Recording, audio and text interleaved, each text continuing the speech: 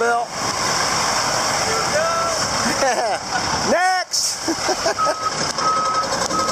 Okay, we got some issues here. I'm going to show you some adjustments that I learned while I was out at Messick's in Elizabethtown, not Adamstown.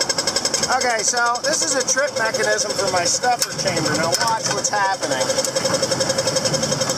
See that? The bowl is not resting on there, and then it's forcing its way across. See that? Sometimes it'll catch, sometimes it don't. It's only half engaged. So it's not allowing it to stuff, and as that hay is coming in there,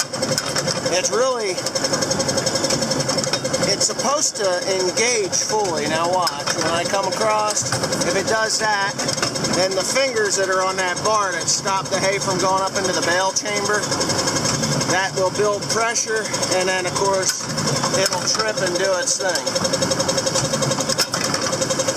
I think he's still got it in gear. Kill that up there. Hey, you got that shut off up there? Alright, pull the brake.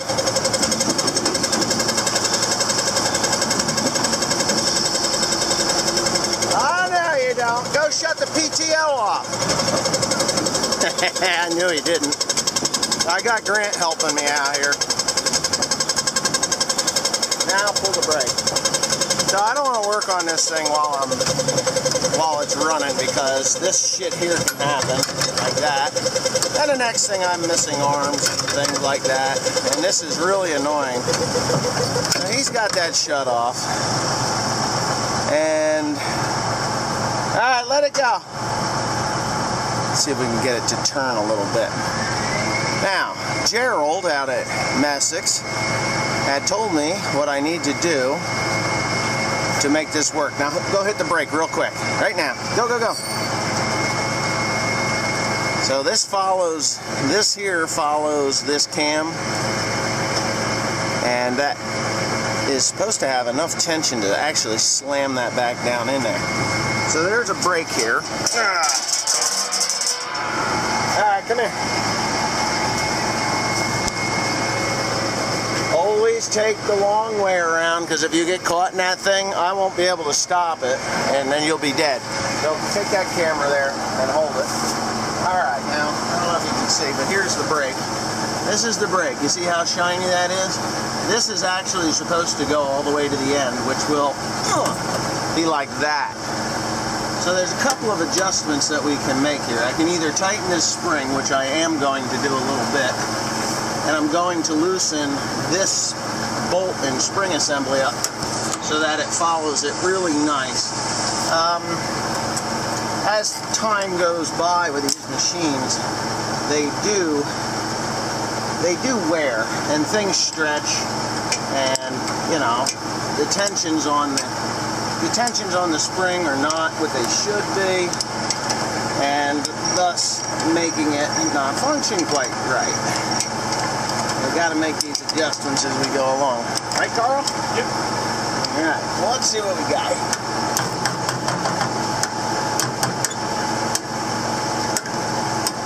You never put oil on that, because it'll cause an ass ache. We don't need any more ass aches than we got. What you got in the box there, Carl? They asked me about shipping it back. It's a belt for the neighbor, and it's the wrong one. Oh, so this ship it back? Yeah, I got to take it back and get credit for it. So they're just to the post office. They'll make a label for me. Sure, you can. We can do it.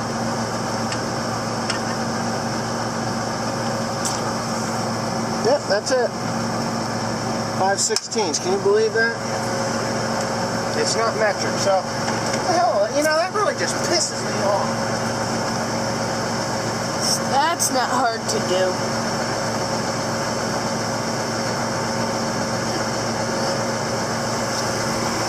There it goes.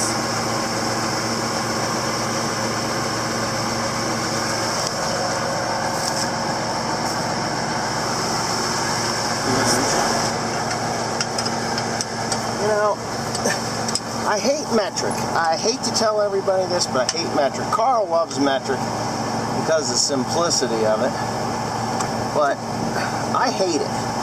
Especially when you've got this horse shit.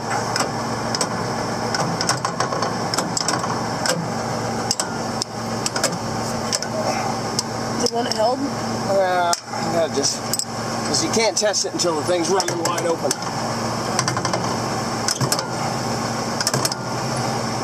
Alright, go take the brake off and get it started and try it again. Are you recording?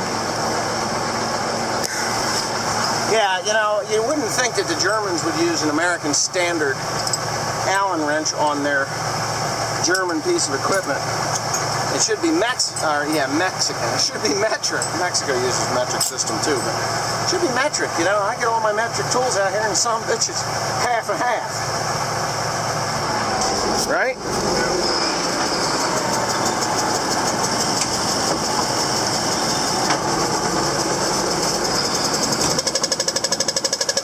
That's my air. Wind her up.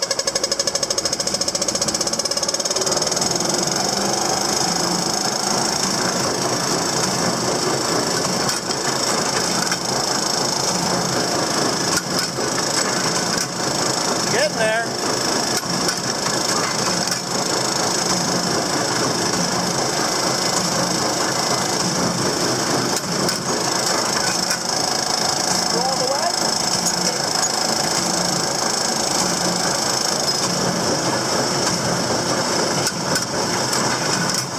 That's where it needs to be.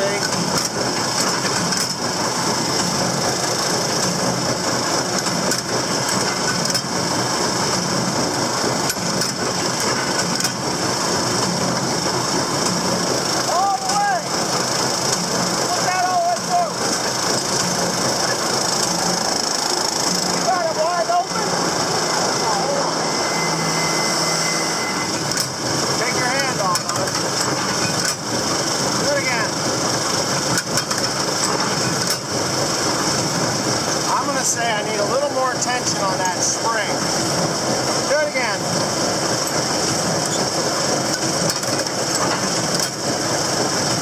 Just pull it back. Let her go. A little more tension on that thing. I think we're good there. I mean, I tightened that spring up possibly a little too much. That's causing that bounce. But I think we're going to call it a day. I think we got it. This is a little bit... Oh, yeah, that thing follows a track too. And that won't trip off until it gets to a certain spot either. But anyway, so now that's adjusted. The thing it won't get to until it hits that catcher. This thing? Well, that's just on a... That's nothing. That's just a lock. It's a dampener. It locks it into this so that that arm doesn't get out of control. Get that spacer, that lock greased too. Huh? Get this kind of greased up. It feels dry. Oh no, that's not supposed to be greased. No. It's a plastic thing. Anyway, alright, I guess that's it for now. We'll have to grease that guy there, and then I know there's a grease zerk on here someplace that needs to be gotten. And we'll grease the drive on. You can shut that engine off. Yeah, I think we're good. I think we're good. If I have any problems with it, then I'll have to deal with it. But I think I'm okay. Anyway, in order to service this thing properly, you kind of got to take some stuff apart. There's slip. See that? There's two. Look at that. What is this about? That's weird. Is it where it belongs? Yeah, it is. Okay. Is that like a multiple type? It is. It's a multiple-sided shaft. I'm thinking that it was out of whack here, but it's not. It's not. That does telescope. So yeah. Strange. Well, not really. This telescopes up and down, so you're gonna have to. Does it telescope up and down? Yeah, it does. Ooh. What all's down here? This is the slip clutch for this thing, so you. There's also one up here too. Yeah. There's a double. It's double protected, I guess. Yeah. Is there a zerk on this side? No. That's the actual clutch. Yeah. Okay, go ahead. Oh, you did find it. Yeah, good. It was in that burlap bag. Put it on the step to this tractor. Good there. Yeah, that's kind of strange. I mean, you got to service all these things, so if you don't, you're just setting yourself up for failure. I don't know. What's up and under here? You got everything in under here?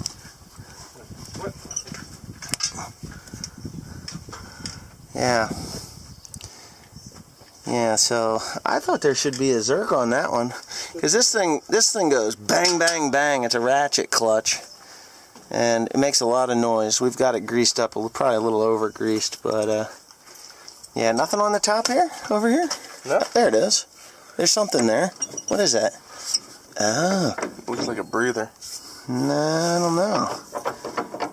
Seems loose to me, doesn't it? Look at that. What? Oh, this thing. Let's see. Oh yeah, that's a Zerk. It's broke off. The Zerk is broke off. That's it? You look at that son of a bitch. Right there. So take that out. We're going to put a new Zerk in there. See, this is why it pays to do maintenance. Next size bigger. You're looking at 11, 12. It's probably not even a metric one. It's a 12. No, there you go. Hold on. Yeah, put that. No, you're stripping it. Put the box stand on. Make sure you get it right. Okay. There you go. Yeah, that's a broken Zerk. That's weird. See, now if you don't maintain your shit, this is what happens. Things break. Yep. And it is kind of dry in there. Let me see it. Snapped. Yeah, it is. It's snapped and it's dry. So, wow. That's going to be a right-angled deal. So let me see if I can go find a Zerk for this, and then we'll get that in there. See? Just little bitty things like that cause big problems. Does not look right. Yeah, you got your threads a little bit smaller. Yeah, and this is metric. This is a metric one. This is, I believe, pipe. You don't have to go see that. You got it wrong. You're on the wrong side on this side. At the bottom. Get this thing. There you go. Okay, so he's going to put that on.